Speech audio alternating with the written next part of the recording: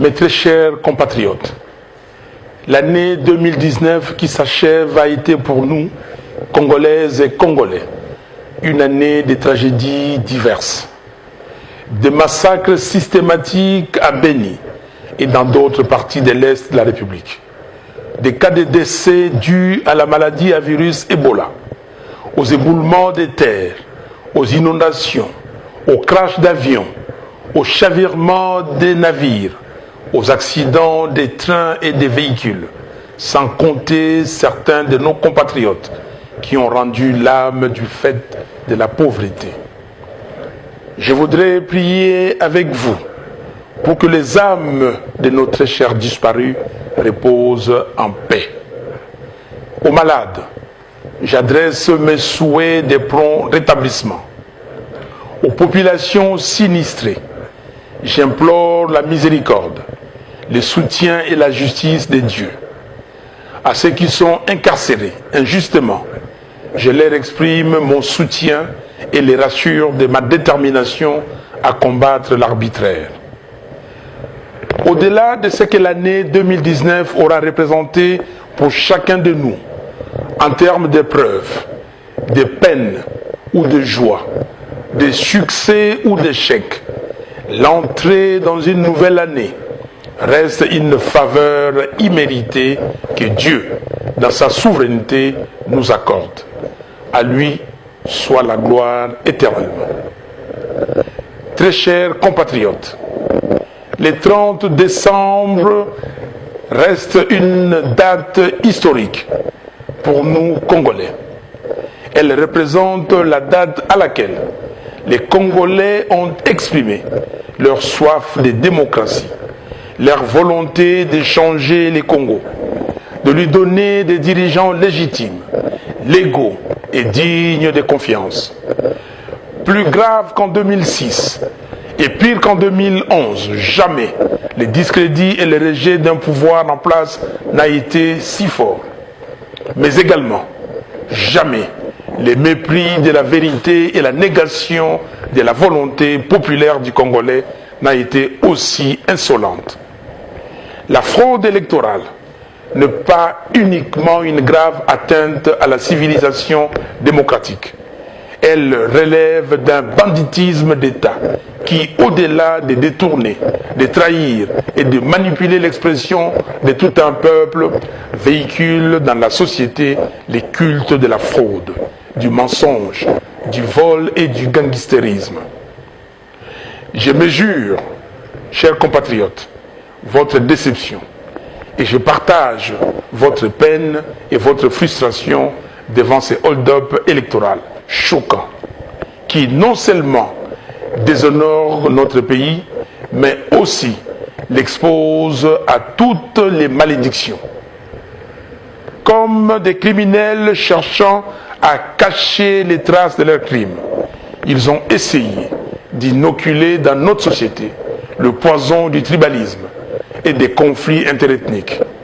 Heureusement, ils se sont heurtés à la maturité du peuple congolais, qui sait pertinemment bien que la crise post-électorale dans notre pays est un conflit entre la morale et l'immoralité, entre le civisme et l'incivisme, entre le patriote et le fossoyeur de la République. C'est fini. Nul et personne ne peut plus prendre en otage une ethnie, une tribu ou un clan du Congo comme une clientèle politicienne manipulable à souhait ou comme un bouclier pour asseoir une tricherie électorale.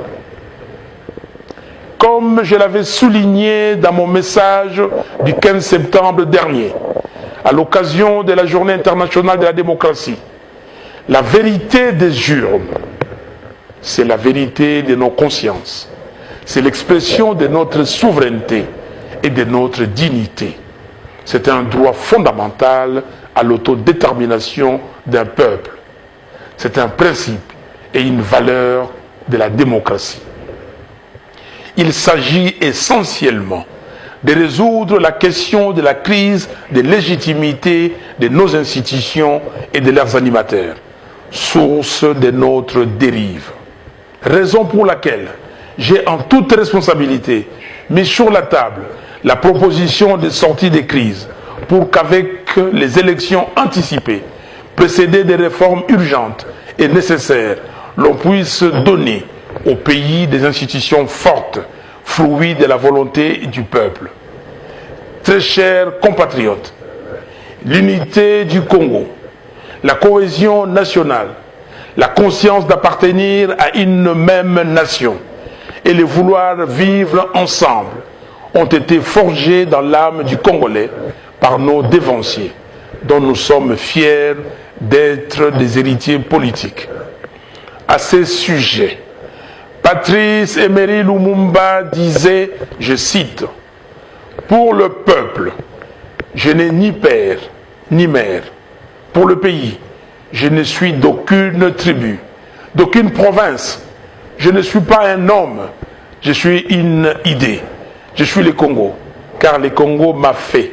Et à mon tour, je façonne le Congo. » Celui qui vient vous dire, allons détruire chez l'autre, parce qu'il n'est pas de notre tribu, de notre province, celui-là est l'ennemi de notre indépendance, de notre souveraineté. Fin de citation. Très chers compatriotes, je viens de séjourner à Béni, où j'ai passé la fête de la Nativité avec les compatriotes qui y habitent afin de leur témoigner de ma compassion, de mon affection et de ma solidarité. Ce peuple de Béni m'a élu à plus de 90% grâce au vote organisé de main de maître par les jeunes et ceux malgré les manigances du pouvoir qui a trouvé le prétexte hideux pour les exclure du choix de leur président.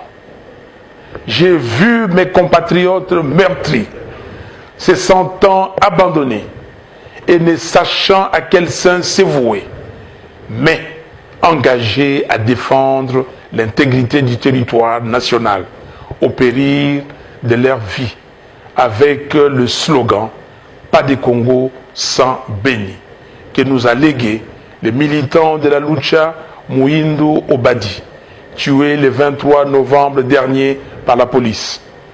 Paix à son âme. On tue à Béni, on égorge à Béni, au vu et au su de tout le monde, y compris des FRDC et de la MONUSCO. Depuis octobre 2014, plus de 3000 personnes ont été tuées à Béni et dans les environs par des forces négatives nationales et étrangères. Plus de 10% de la population a fui Béni. Désertés par leurs habitants, des quartiers entiers sont devenus des quartiers fantômes. Manifestement, on veut pousser le peuple Nandé Yira dans ses derniers retranchements, l'exterminer afin que des communautés étrangères s'accaparent de ses terres. Les Congolais de Béni sont convaincus, selon des témoignages que j'ai recueillis sur place, qu'il y a un plan bien ficelé d'occupation de Béni jusqu'au Haut-Touélé, en passant par l'Ituri, par des populations qui seront amenées des pays voisins. Ainsi, on a tenté d'occuper le sud de Lubero, mais cela n'a pas réussi grâce à la détermination farouche des Congolais. Il y a effectivement un travail en profondeur qui s'est fait pour saper l'unité de la RDC. On crée des petits groupes armés dans les différentes provinces afin de les fédérer à un moment donné.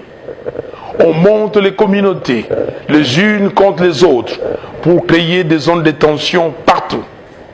Au nom de toutes les victimes de ces guerres d'agression et d'occupation, qui, depuis 1998, ne cessent de martyriser les Congolais et d'affaiblir le Congo, avec plus de 8 millions de tués, plus de 6 millions de déplacés internes et plus de 3 millions de réfugiés. Je demande à M. Félix Tshisekedi Tshilombo de dire la vérité et toute la vérité sur le deal qu'il a signé avec M. Joseph Kabila. à tous les pays épris de paix et de justice, je leur demande de reconnaître le génocide du peuple Nandé Yira. Dans cet ordre d'idées, je préconise la tenue, sous l'égide des Nations Unies, d'une conférence internationale pour faire toute la lumière sur la situation de l'Est du Congo. Dans cet élan, je condamne la précipitation avec laquelle le découpage des 26 provinces a été opéré sans programmation aucune, dans le seul but inavoué de fragiliser les pays, de créer des conflits entre tribus et clans pour faciliter la balkanisation de notre patrie. Ainsi, je dénonce l'idée de la privatisation de la province de Tanganyika, dans le sens de l'ériger en principauté, qui serait un État dans un État, propriété exclusive d'une famille. Très chers compatriotes, peut-on parler de l'alternance, du changement, lorsque les animateurs de toutes les institutions de la République, du président au bourgmestre, sont nommés par un individu? Peut-on parler de l'alternance, du changement, lorsque l'on est contraint de sillonner le monde entier aux frais du trésor public pour exécuter la procuration donnée par M. Kabila, au point de défendre les auteurs de violations des droits humains sanctionnés par l'Union européenne et les États-Unis d'Amérique? Peut-on parler de l'alternance, du changement, lorsque ceux qui ont détourné 15 millions de dollars du trésor public vivent et travaillent paisiblement sans être inquiétés? Peut-on parler de l'alternance, du changement, lorsque les populations du Nord Kivu, du Sud Kivu, de Haut-Ouélé, de l'Ituri, du Nord Katanga et d'ailleurs sont chaque jour systématiquement massacrés comme par le passé? Peut-on parler de l'alternance, du changement, lorsque les tueries de Kamwina Sapu, qualifiées par certains comme un génocide et à la base de plusieurs déplacés internes et externes, demeurent un mystère pour le peuple congolais? Peut-on parler de l'alternance, du changement, lorsque le massacre de Makobola, de Bundu Dia Congo, de Yumbi sont restés non élucidés et impunis alors que les populations réclament justice? Que dire alors du charnier des Maluku? Peut-on parler de l'alternance, du changement, lorsque la souffrance de notre peuple ne fait que s'empirer de jour en jour? Très chers compatriotes, le système mis en place par M. Kabila et ses maîtres n'est ni innocent ni inconscient. Il a notamment 4 objectifs. 1. Affamer les Congolais, y compris l'élite, pour priver les Congos de toute force et de tout moyen de résistance ou d'insurrection. 2. Piller l'argent du trésor public et livrer le sol, la forêt et le sous-sol du Congo aux convoitises des affairistes de tous bords, afin de priver la nation des ressources nécessaires à son redressement et à son développement. 3. Enfermer la jeunesse congolaise dans la débauche, l'alcool, la drogue, les antivaleurs, sans système d'éducation efficace pour la rendre totalement dépendante des autres. 4. Entretenir les désordres au sein du pouvoir coutumier et affaiblir les entités territoriales de la RDC pour pousser les Congolais à détester leur pays, à ne plus jamais croire qu'un quelconque meilleur avenir est possible et donc exposer les pays à la balkanisation économique d'abord et physique ensuite. Très chers compatriotes, notre pays n'est pas géré. Il est livré aux méchants, aux personnes assoiffées de pouvoir et d'argent, sans vision ni valeur. Le mensonge de la gratuité de l'enseignement est un crime contre l'avenir du Congo. Certes, conformément à la Constitution, nous voulons que nos enfants et petits-enfants aillent à l'école sans rien payer. Mais nous voulons aussi un enseignement de qualité, avec des enseignants motivés, en nombre suffisant et des infrastructures adéquates. Plus de 100 élèves dans des salles de classe insalubres, avec des enseignants démotivés, certains non mécanisés et non payés. C'est cela le résultat de la démagogie propagandiste, pendant qu'ailleurs, on cherche à former correctement les enfants pour qu'ils relèvent les défis de demain. Le mensonge du budget de l'État est un deuxième crime contre l'avenir du Congo. L'État congolais, avec toutes les ressources naturelles dont regorge le pays, est incapable de générer 10 milliards de dollars de ressources à cause de la corruption et du pillage organisé. Très chers compatriotes, nous avons tout ce qu'il faut pour être une économie productive, prospère, créatrice de richesses et d'emplois. Mais ce qui tue notre pays sur le plan de la gouvernance, c'est les cancers de la corruption et du pillage des deniers publics. Ainsi, au nom du peuple, j'exige que toute la lumière soit faite sur toutes les affaires ténébreuses de corruption, notamment le projet Bukangalonzo, qui semble être la plus grande escroquerie d'État depuis la zaïanisation. L'affaire de 15 millions de dollars de décompte sur la créance des sociétés pétrolières, sur le trésor public, que d'aucuns ont qualifié de rétro-commission. La sombre affaire de 200 millions de dollars, issue d'un prêt contracté auprès d'un individu sous sanction américaine. La gestion de 6 milliards de dollars du fameux contrat chinois. La gestion du projet hydroélectrique de Boussanga, dans la province de Lualaba, particulièrement sur le prêt de 328 millions de dollars accordé au gouvernement de la RDC par les groupements d'entreprises chinoises et le rôle de l'entreprise privée Congo Management dans les 10 projets.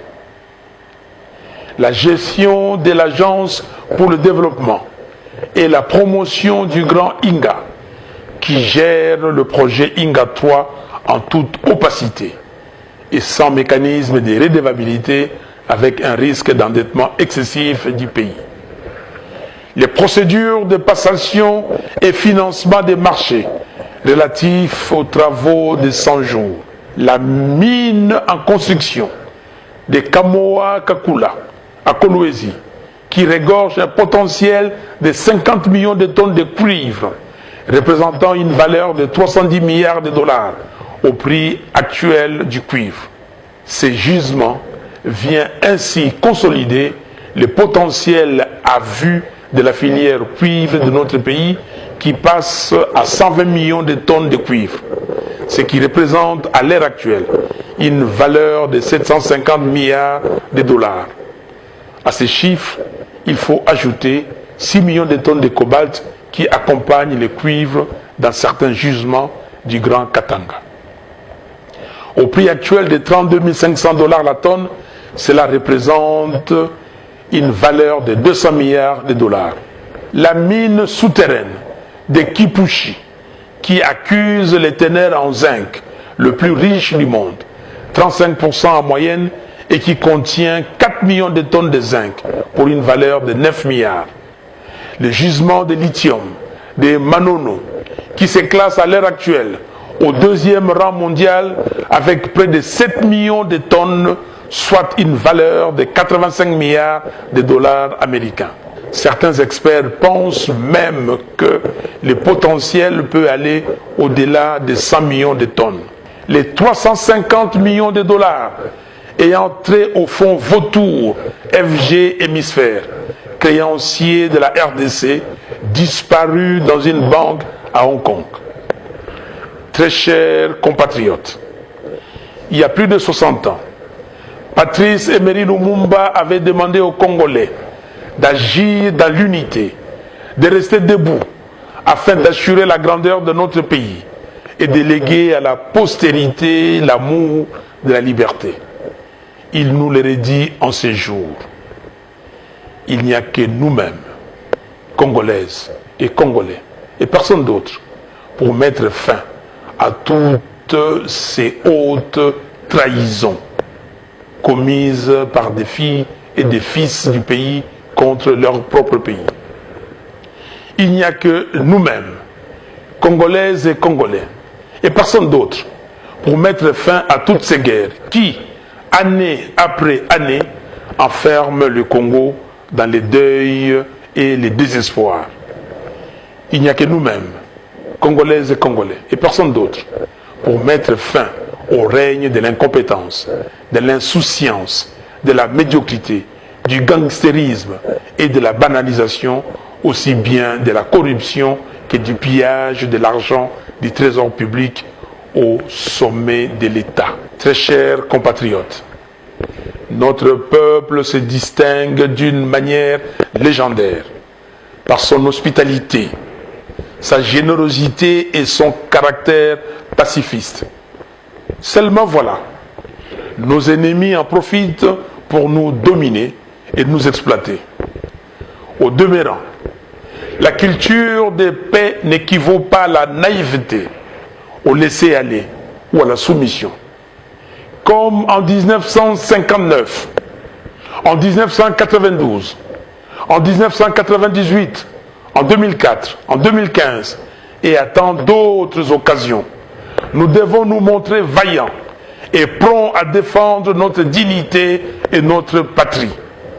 C'est pourquoi, en ces jours mémorables, je lance un appel solennel à l'élite congolaise.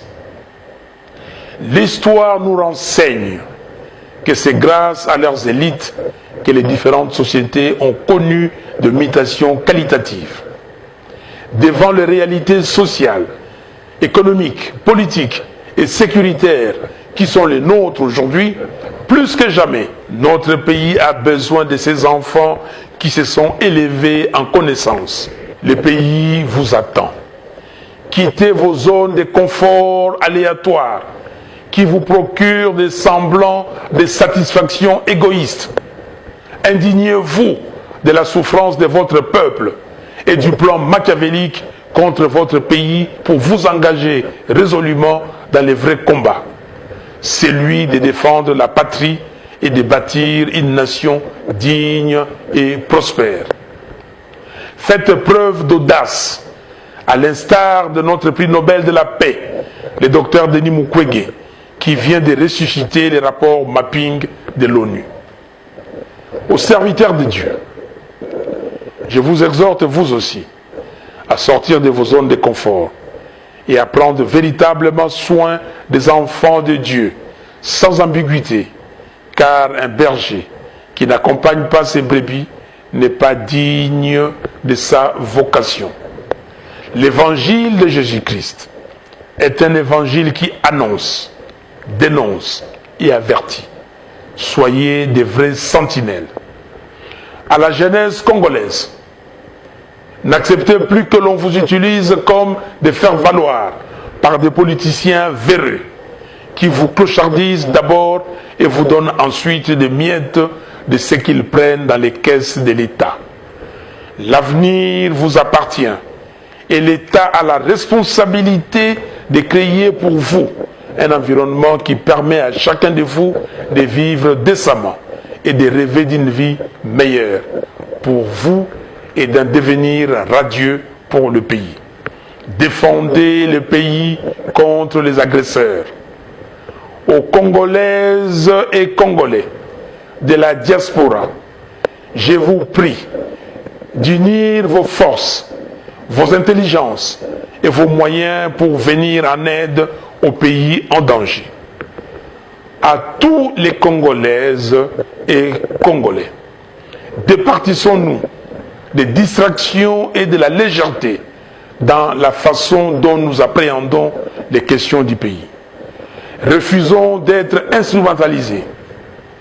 L'année 2020 marquera le 60e anniversaire de l'avènement de notre pays comme nation indépendante et souveraine. La question que nous devons nous poser essentiellement est celle de savoir ce que nous avons fait de l'héritage des pères fondateurs qui avaient vaillamment répondu à l'appel de la patrie pour conduire notre nation à réaliser sa première aspiration, à savoir l'accession à la souveraineté internationale. Sommes-nous conscients qu'au-delà de notre résilience, de notre espace, que les États sont mortels? Ils peuvent en effet disparaître, se désintégrer par absence de vision ou par démission de son élite. Je demande instamment à ceux qui organisent des séminaires en vue de changer la loi foncière et permettre ainsi à certains intrus d'acquérir des terres à l'est du pays de renoncer à leurs projets macabres. Je presse M. Corneille Nangaa et la CENI de publier les résultats des élections présidentielles, législatives nationales et provinciales du 30 décembre 2018, conformément aux articles 68, 69, 70, 70 bis et 71 de la loi électorale. Ils n'ont pas d'autre choix que de se conformer. J'ai pris le président de la Cour constitutionnelle, M. Benoît Luamba, de dire la vérité, rien que la vérité sur la proclamation des résultats définitifs. À M. Félix Tshisekedi Tshilombo, je l'encourage à demander pardon au peuple congolais et à renoncer au deal qu'il a signé avec M. Kabila. Très chers compatriotes, la lutte pour la démocratisation de notre pays et de l'état de droit que nous menons ensemble depuis les années 1990, intensifiée à partir de 2015, n'est pas vaine. Elle est plutôt victorieuse, même si cette victoire n'est pas encore consolidée. Je salue tous les acteurs de la paix et les défenseurs de la démocratie pour leur engagement sans réserve à lutter pour le changement effectif du Congo. Je pense particulièrement au peuple congolais. À feu le président Etienne Tshisekedi d'heureuse mémoire, aux membres du comité laïque de coordination, CLC, aux jeunes des mouvements citoyens, la Lucha, Filimbi et autres, à l'église catholique, à l'église du Christ au Congo, à la société civile acquise au changement, ainsi qu'à mes amis et compagnons des luttes de la Mouka. J'exprime ma gratitude à nos compatriotes de la diaspora pour leur engagement et contribution inestimable aux efforts de démocratisation du pays et de solidarité nationale. Je m'incline une fois de plus, avec émotion et gravité, devant le sacrifice de nos martyrs qui sont morts pour la nation congolaise. Ils ont donné leur vie pour sauver la démocratie et sortir notre État de la tyrannie. J'ai une pensée particulière à l'endroit de tous ceux qui garderont longtemps les stigmates de la barbarie et de la dictature. Très chers compatriotes, voilà pourquoi nous devons plus que jamais réagir avec courage pour montrer au monde entier que nous sommes conscients de l'existence d'un plan machiavélique contre notre pays et nous sommes déterminés à les défendre. Ainsi, le 17 janvier 2020, jour du martyre de notre héros national, je vous invite à une marche de deuil et d'indignation sur toute l'étendue du pays et dans la diaspora. Deuil pour pleurer nos frères et sœurs tuées à Beni et ailleurs. Indignation pour exprimer notre désapprobation au plan des balkanisations de notre pays. Ces jours-là, soyons tous de Lumumba. Bandeau blanc autour de la tête, nous marcherons pour dire au monde entier que nous sommes désormais réveillés, debout, déterminés et en marche pour sauver notre patrie en danger. Ceux qui ne pourront pas marcher, qu'ils portent seulement le bandeau blanc du deuil et d'indignation partout où ils se trouveront. Les 12 et les 13 février 2020, nous organiserons un forum sur le thème « L'intégrité de la RDC ». Mes très chers compatriotes, je formule le vœu que l'année 2020 soit pour chacun de nous une année de paix et de sécurité, une année de bonne santé, de grande espérance, de joie et de réussite à la fois dans nos projets personnels et au service de notre cher et beau pays, la République démocratique du Congo. Je décrète l'année 2020, l'année des libérations de la République démocratique du Congo.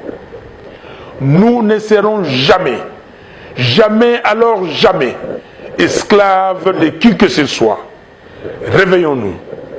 Que Dieu bénisse la République démocratique du Congo et son vaillant peuple. Bonne et heureuse année 2020. Je vous remercie.